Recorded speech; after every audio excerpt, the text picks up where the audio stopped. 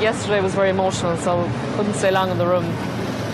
Today I want to take back all the evidence that we've already gathered and look at it in real life. I mean, we've seen it in photographs, and I want to see it in the walls and the floors and the doors and all the layout of the hotel. I've seen it so many times in video, and now I just want to go through it myself. Hi, it's fun. Hi, it's fun.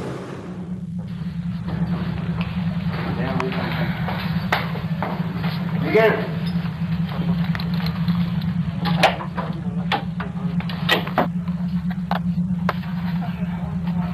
Ja, dat is een blok.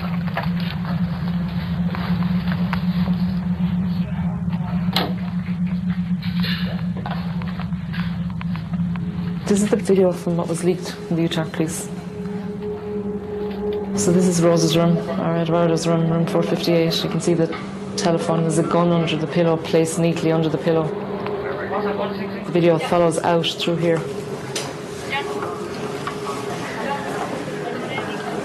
So you can see the Utrecht police officers walking down this corridor, down towards Elad Tuasa's room, passes Elad on the way.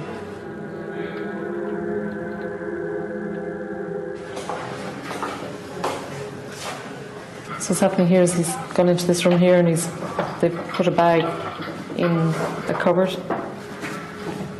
and then they film opening the bag and looking at the contents, and they show the contents, but they've just put the bag in the room. But this is Elad Tuasa's room.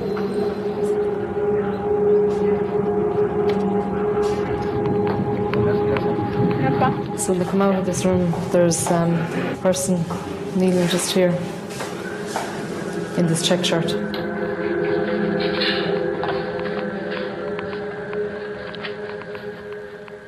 That check shirt came home in Michael's belongings. Elad Tuasa has testified that Michael was seen alive at the airport, and the fact that this person, not identifiable by any marks but by the shirt, is alive. This is the person in the shirt with their head covered, and that's Elad Tuasa. Whether he was killed in the airport or whether they brought him back here, Michael ended up here in this room on this floor. From the video, the policeman walks down this stretcher corridor with the bag that he's about to put in Elad Tuasa's room. And this stretcher wall is very, very clear in the video. It's fortunately one of the clearest parts of the video. And there's no evidence of any bullet damage here on the wall, which is the only piece of crossfire that they allege happened. The police video was done at the time of the police operation. The ballistics report was done 6 days later. So that's the significance of the video for us, is that there was no crossfire. The shots were only going one way. So within the 6 days between the police video and the ballistics report, they were made afterwards to justify the killing of Michael. There is so much in that 3-minute video that is so damning for the Bolivians.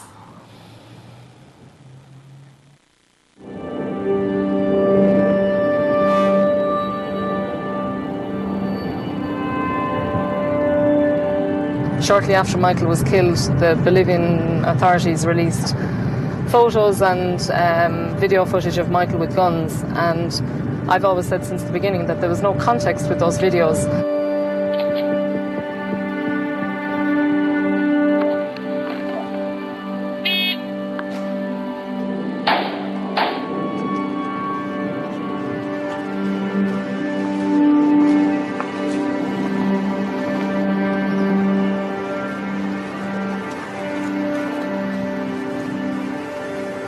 So in the video they have several barrels set up, and they go from each barrel and fire at the target that are set up there.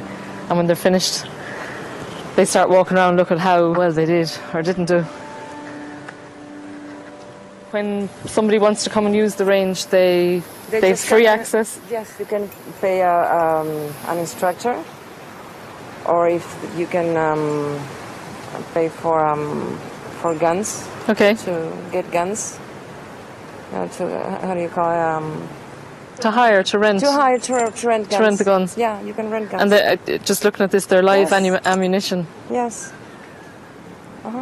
You rent guns there, and that's it. And this place is it's for everybody.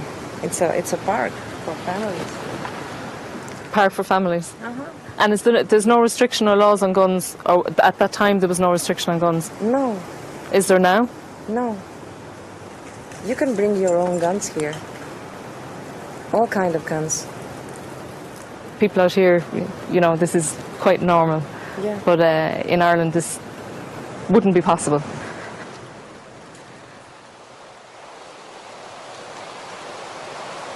This did so much damage to Michael.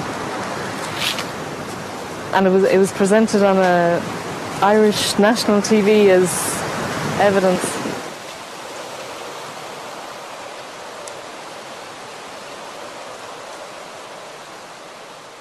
It's very strange and breaks all sort of procedure for a nascent terrorist organisation to video themselves training with weapons and then just leave the video lying around so that it could be very conveniently found by the authorities afterwards. The government claimed that the Rosa Flores group exercised really high levels of security.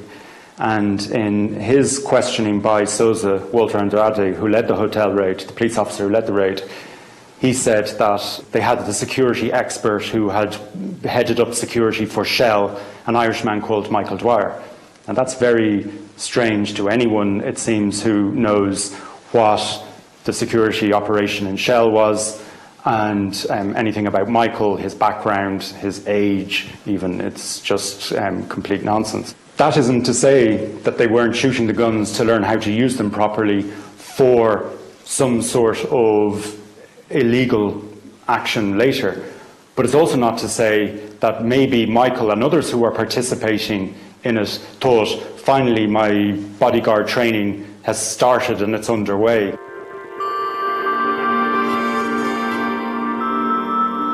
When I saw photos of Mike in camouflage gear and in a forest and faces blurred out, and saying, one newspaper in particular saying, oh, this is him training with some paramilitary group. And I saw it, and all I could do, apart from shock, was just laugh, because I was like, no, that's John, that's me. Most of the photos you saw of Mike with guns and stuff were all, I could tell you which ones were mine, could tell you which ones were his. Like, they're all our stuff that we used to play airsoft with. They're toys. There was one in particular that was taken in the GPO nightclub, and it was Halloween night. Mike was dressed up in kind of SWAT gear. Because the group of lads were all dressed up in SWAT. Yeah. Sandra was dressed up as a bumblebee. I was dressed up as a pirate. I took a snap of Michael standing behind a backdrop of a city, and that was used in the media saying that he was in Cuba or somewhere like that training as well. And it was in a nightclub in Galway. It was horrible at the time. And they were very hurt about what had been said about Michael as well. Knowing Michael, they were very hurt. But the fight is with the Bolivian justice system and not the media.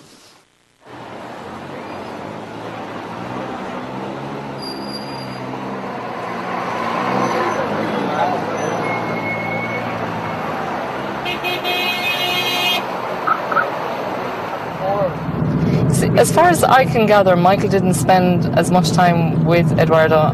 He spent a lot of time with Rafaela. He was practically living in her apartment at one stage. So Rafaela was here as a medical student. It was the little conversations of the things that they had done together that were nice to hear, and the conversations that they'd had and the things he had told her about us and his family. And it's nice to know that he talked about home so fondly.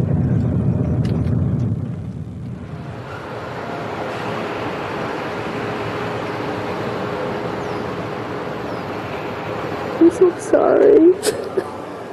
I'm so sorry.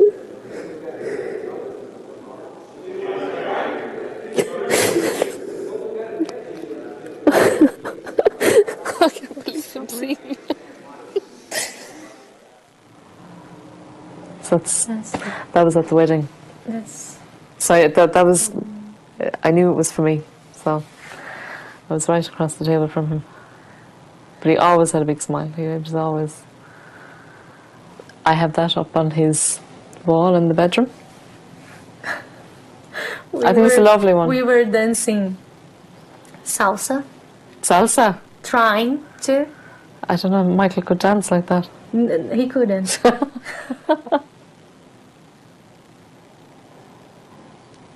The clattering again. Yeah. They weren't like hiding. They weren't like carrying guns like they say. You never saw any guns with him? Carmen knew that he would go to my place. So she called me at like 6 in the morning and she asked if he had slept there. And it was the first thing she asked. Like, did you shoot sleep there? I was, no, why? And she said, turn on the TV. They kept showing, but they didn't know who they were yet. But you knew? I knew, but there is always the hope that... I always had the hope that it wasn't, because they didn't show anything. Like, they weren't saying names. They just said that they were foreigners. They said that 3 of them were dead and 2 of them were being arrested. So by that point, I didn't know if he was dead or if he was being arrested. So, and then they showed the picture. That's what I knew, because they showed the picture really fast, but I saw the tattoo. So. And it was just coincidence that Michael didn't stay with you that night? It was. Because he'd stayed with you so often.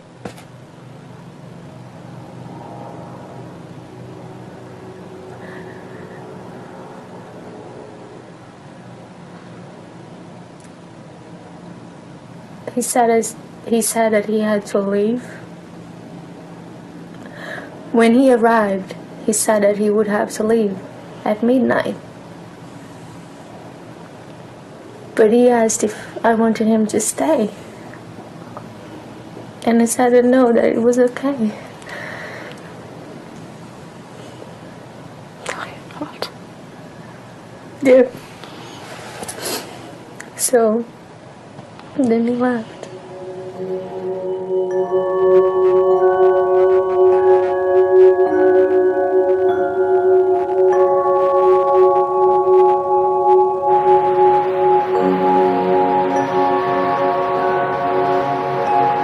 People like his girlfriend Rafaela, who had no reason not to believe him, who spent a lot of time with him, were very convinced by what he said, and have told us that had she any suspicion at all that he was up to no good, she would have had nothing to do with him. We also know that he didn't speak any Spanish from Rafaela, from the hotel staff and the hotels he stayed in, and yet we're told that he was conspiring with local opposition figures to topple the government. Maybe he was in those meetings where that conversation was happening, and he wouldn't have understood anything if that conversation was happening in Spanish. The fundamental, central fact of the case remains that if there was anything that he was doing that was illegal in Bolivia, Bolivia does not have a death penalty. It has a legal system. The authorities clearly had total control of that hotel. They had every opportunity to make him a prisoner.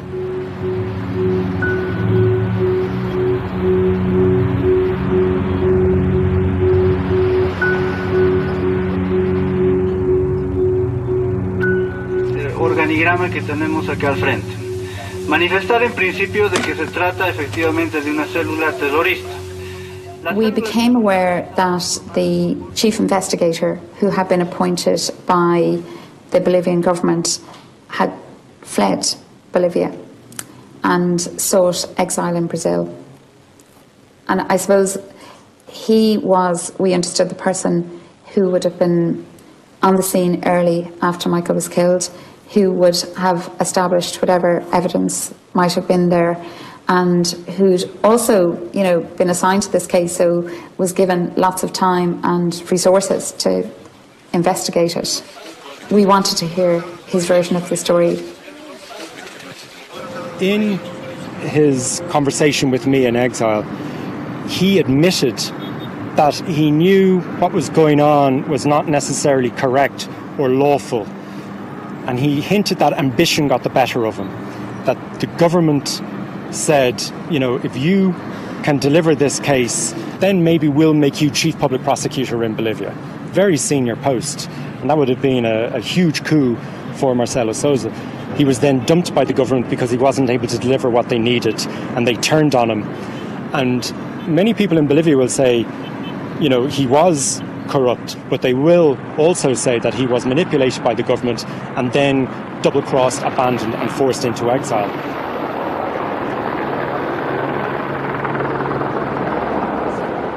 He may have his own, I suppose, agenda for being at the meeting. He may have his own reasons for fleeing Bolivia, but I think at this point Michael's case is as important to him as it is to us in his own story. From what I've seen of some of the excerpts of what Sousa has said in public, I believe he's ready to give the answers now. Can I ask, was Michael executed? Bueno, yo creo que no solamente Michael, sino los demás que le acompañaban a él. No había razón de ingresar a las 5 de la mañana al hotel de la forma que ingresaron. No había razón de generar tanta violencia, porque si hubieran querido hacer algo legal, me hubieran comunicado a mí como fiscal para que yo pueda organizar el operativo, y yo en ningún momento hubiese permitido que den muerte absolutamente a nadie. Entonces creo que todos estos puntos son importantes y que me hacen ver a mí como abogado de que sí hubo una ejecución en el Hotel Las Américas. De todo lo que yo he colectado o me han pasado de información, yo no he detectado que haya habido una conspiración para matar al presidente Evo Morales. En ningún momento hubo esa situación, ¿no? Lo que puedo aditamentar es lo siguiente: yo, dentro de todo lo que he visto en la investigación, en ningún momento he podido detectar de manera real que Michael Dwyer haya tenido alguna vinculación delictiva dentro del caso. Thank you.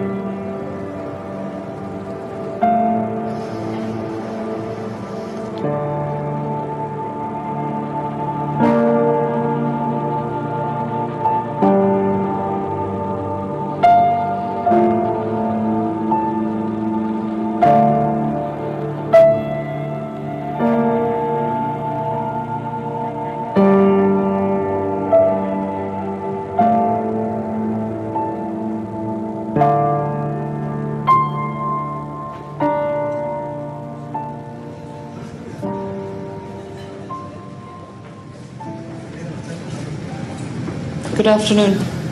Buenas tardes.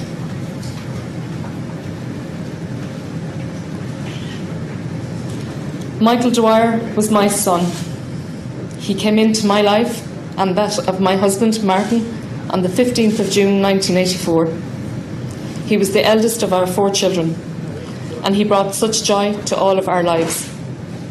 Michael was executed at the Hotel Las Américas on the 16th of April 2009. He was shot in the heart. And when he lay dead or dying, he was shot 4 more times in the back. Michael was the victim of an extrajudicial killing. His killing is a human rights issue. It is also a loss that myself and my family find so difficult to cope with. On Tuesday, we travelled to La Paz and met with representatives of the Bolivian government. Our objective was to present them our family's complaint into the extrajudicial execution of our son, and to personally call upon them to accept our request for an independent, international investigation into his death. And just we look for the meeting. For accepting our request to meet them. Yeah, okay. So One of our primary objectives here was to make a formal complaint to the Bolivian authorities. They keep on in their official correspondence saying that they haven't had a complaint from the family. So it was important for us to make this trip to the ministries, and if we hadn't got that, we wouldn't have achieved one of our objectives of coming here. I got everything off my chest about the confrontation, and that there was no armed confrontation, and the ballistics report and the lack of credibility of the ballistics report. I was saying it was your evidence, your ballistics reports, your photographs that you sent to the Irish government. This is what confirmed Michael was executed.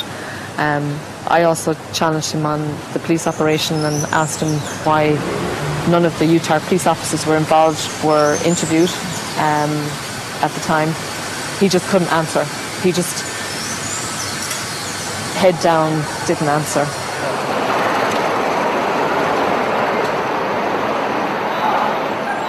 In the beginning, when we knew we were coming, I kind of thought it would be something to help close, for a family, for us. I don't think for me it will ever close. But for the rest of Kira, Aisling and Emmett, I was hoping that it would go some way to help closing Michael's death for them, but now that I'm here, I don't think it will either. That'll never happen.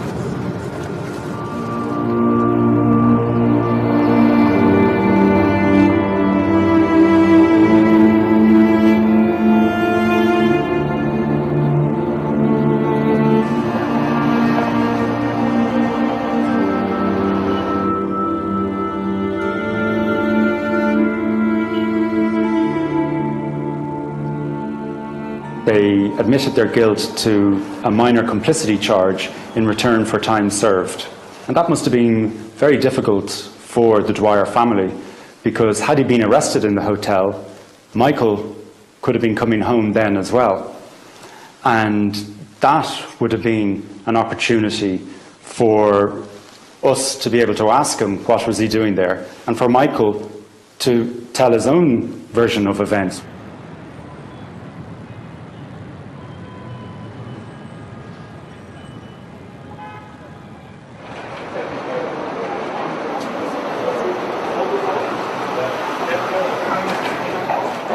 What's happened in the past 9 months since we visited Bolivia. I suppose the most significant thing is the release of Elad and Mario and their return back to Europe. The Bolivian government were making excuses that they couldn't do anything while there was an ongoing trial. Now, the trial is still ongoing, but I can't imagine it can hold up for much longer. So when that happens, then they said when we met them last that they would agree to an independent investigation. So hopefully we're closer to that. Every bit of effort gets you that bit closer to A, getting the truth, and B, getting justice. So you feel there's some progress, so I don't lose hope.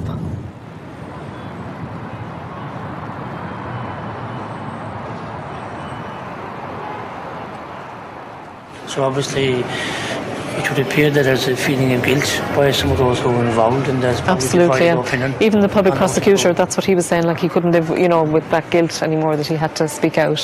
When you take it all away, and sift through it all, there's people are now beginning to talk. Yeah, but it's been 6 tough years, but as you say, if it doesn't happen soon, witnesses could become incapacitated. Yeah. Or they're out.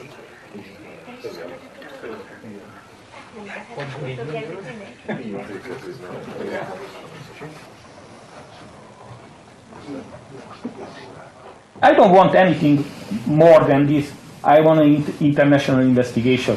Why? Because I don't have anything to hide. They make a trial against us because they have a political reason. They have a political reason, and this is people, I suppose, set expectations for me. I knew from the very start it wouldn't be solved quickly. It was going to take time, so I suppose I was prepared for that. It was going to be a number of years, maybe the rest of my life. I don't know. For luck, they are free, living in Miami. First of all, I'd like to say I'm very glad and happy that Elad is home. Thank you. The fact of the matter is, though, that Michael will never come home. And my family will never get over this. I'd like to thank you all here for giving me this opportunity to present to you today. I have previously had the opportunity to engage with this forum with the MEPs and have had very good support. There's too much contradictory information.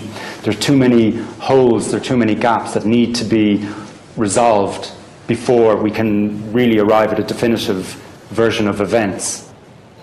But there are people who have information, or that we must believe have more information about what happened, and they have not yet spoken. And the two central figures that we're waiting to hear a full account from are Tadic and Tuazo. Hopefully now that they are out of Bolivia, that they have served their time, and that we assume that they'll never go back there, that they might at this stage feel freer to give a full accounting of what went on in the hotel, what the group was doing. The problem is, if Tuazo and Tadic are not prepared to be more forthcoming, then we are facing being left with a lot of unanswered questions.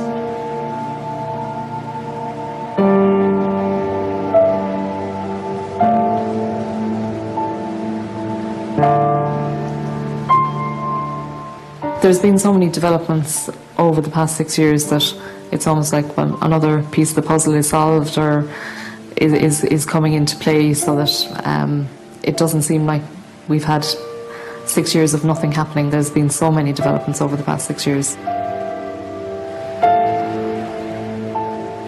It's Michael's memorial card. Picture of him fishing off the quay here when he was about 10 years old. They used to come down here a lot to either fish or swim or jump off the pier here. It was a picture that had no meaning really until all this happened, and I was looking for a nice photograph for the memorial card, and this one was suddenly more important. Him just being a kid and the simple things in life that he enjoyed.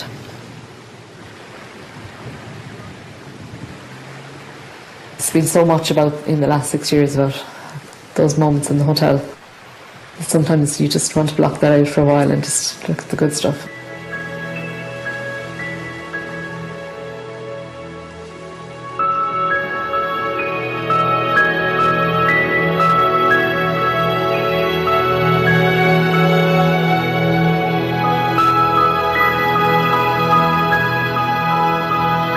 Crime Call returns next Monday night at 9:35 as the Gardaí seek the public's help with ongoing investigations. Next on RTE1, it's Clareburn Live.